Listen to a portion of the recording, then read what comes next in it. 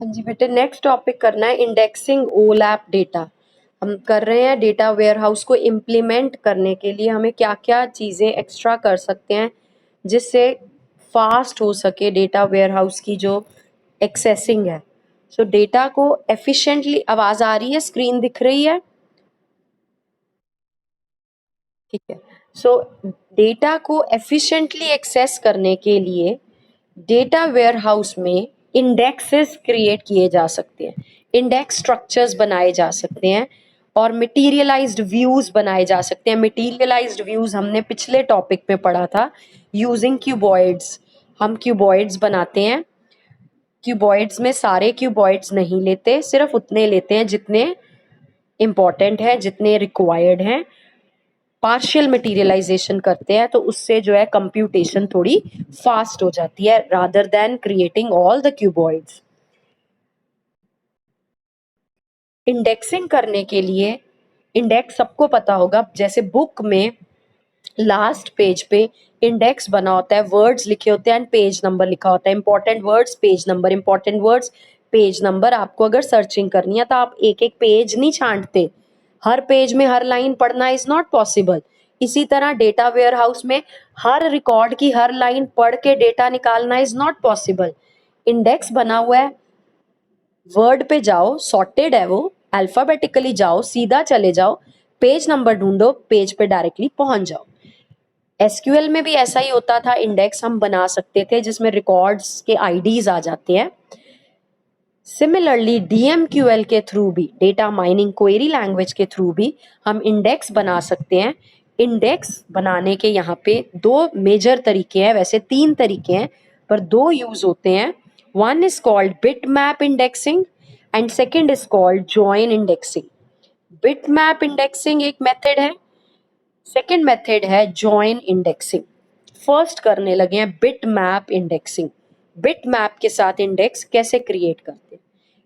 Most popularly used method जो दोनों में से है that is bit map indexing.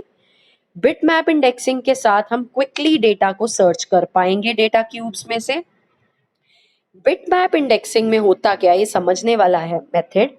Bit map indexing में हम एक हर एट्रीब्यूट का, गिवन एट्रीब्यूट जो हमें एट्रीब्यूट कहा है जिस पे इंडेक्सिंग करनी है, इंडेक्सिंग के लिए हमें एक वर्ड चाहिए, वो वर्ड हम एक एट्रीब्यूट ले रहे हैं। हर एट्रीब्यूट की एक वैल्यू होगी। फॉर एग्जाम्पल मैंने यहाँ लिया आइटम, आइटम्स में है पेंसिल से पेन, कुछ भी लाइक दिस। मेरे पास दो आइटम्स हैं इस टाइम पे, तो आइटम मेरा एट्रीब्यूट बन गया जिसपे मैं इंडेक्सिंग करना चाहती हूँ। सो इस एट्रीब्यूट के अगेंस्ट मैं एक वेक्टर बनाऊंगी, एक टेबल अलग से बनाऊंगी जिसमें ये एट्रीब्यूट आएगा और हर वैल्यू के लिए एक बिट मैप या बिट वैल्यू आएगी, या एक एक कह लो एक उसका शॉर्ट फॉर्म आएगी जिसको डिस्टिंक्ट बिट वेक्टर कहते हैं। मतलब हर वैल्यू, जैसे पेंसिल है तो पेंसिल के लिए वर्ड ले लिया पी, एक बिट असाइन कर दी, एक बिट वेक्टर असाइन कर देना है हर वैल्यू। पेन है तो से ले लिया वर्ड ई, शार्पनर है तो एस ले लिया।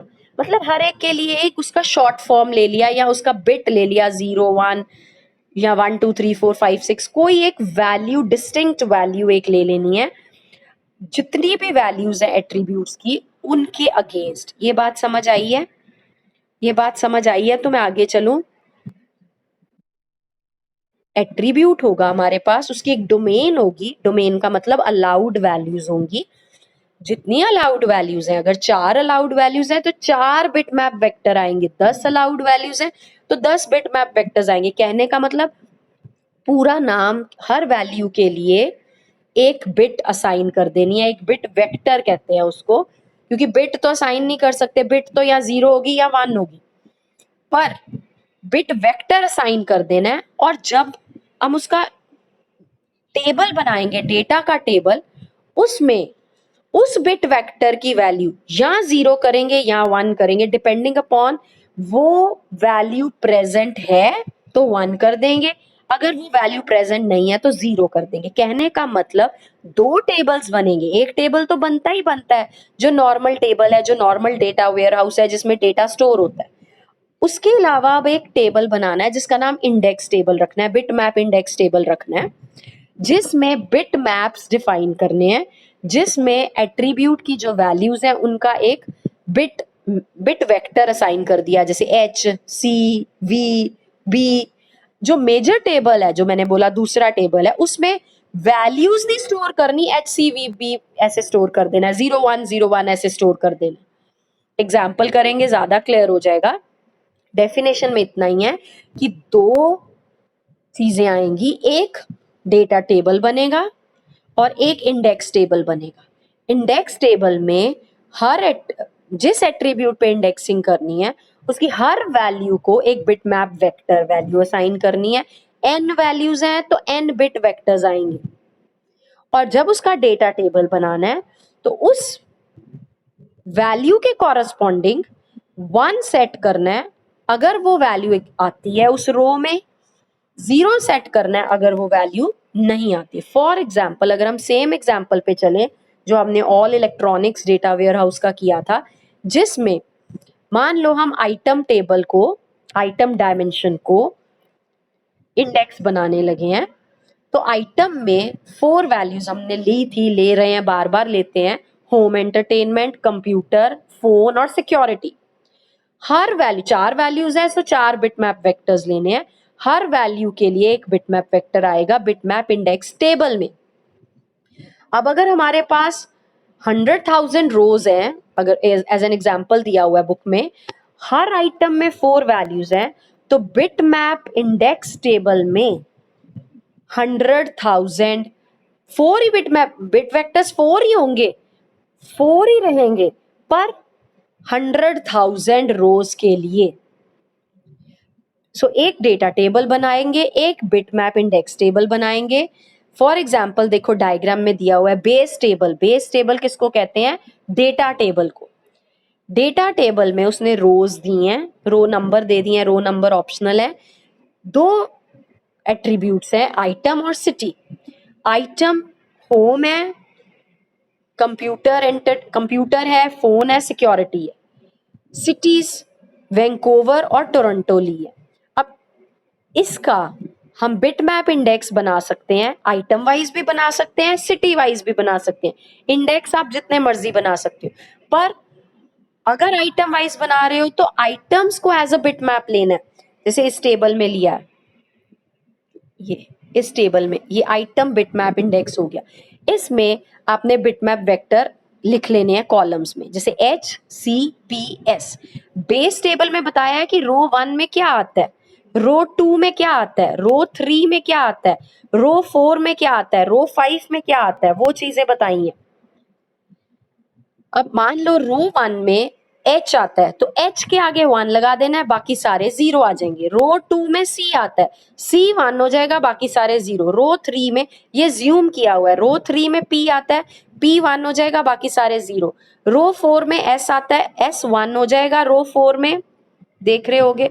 रो 4 में ये आ गया, रो 4 में एस 1 हो गया, बाकी सारे 0। अगर आर 5 में फिर से एच है, सो ऑन। ये वैसे ही एज्यूम किया है, ये जो टेबल है ये एज्यूम्ड टेबल है। सपोज कि आप कुछ भी ले सकते हो, कोई ऑर्डर नहीं है कि फिक्स्ड ऑर्डर लेना है, उसने लिया तो उसने वैसे ही ऑर्डर ले लिया। सो ये बिटमैप इंडेक्स बन गया। इससे क्या होगा, आपने सिर्फ रो नंबर देखना है और उसका बिट देखनी है कि वो 1 है कि 0 है। जो अगर 1 होएगी उस रो पे चले जाना है बेस टेबल में। इसी तरह अगर सिटी का बनाए, ये सिटी का बनाया, वैंकूवर के लिए 1 लिख देना है जिस जिस रो में आता है, टोरंटो के लिए 0 लिख देना है। बाय चांस पहले 4 वैंकूवर की हैं तो पहली 4 1 आ गई, अगली 4 टोरंटो की हैं तो अगली 4 ये वाली 1। बेटे समझ आया? देखो क्लैरिटी हुई है थोड़ी सी, बाकी पढ़ोगे और क्लियर होगा।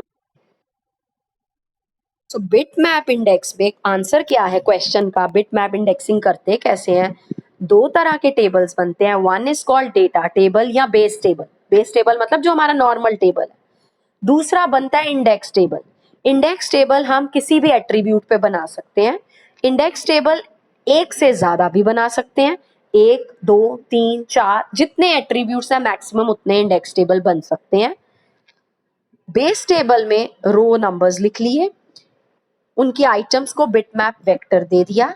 अब बिटमैप के इंडेक्स टेबल में जहां वो वेक्टर आता है वहां 1 आ जाएगा, बाकियों में 0 आ जाएगा, बस। हाँ जी बेटे, क्लियर हो गया? क्लियर हुआ है? राइट। फिर उसके बाद आ जाएगा कि अगर हम ये मेथड यूज करते हैं तो कई बार नंबर ऑफ रोज बहुत ज्यादा बढ़ सकती है। लो कार्डिनैलिटी या low cardinality, cardinality means number of records.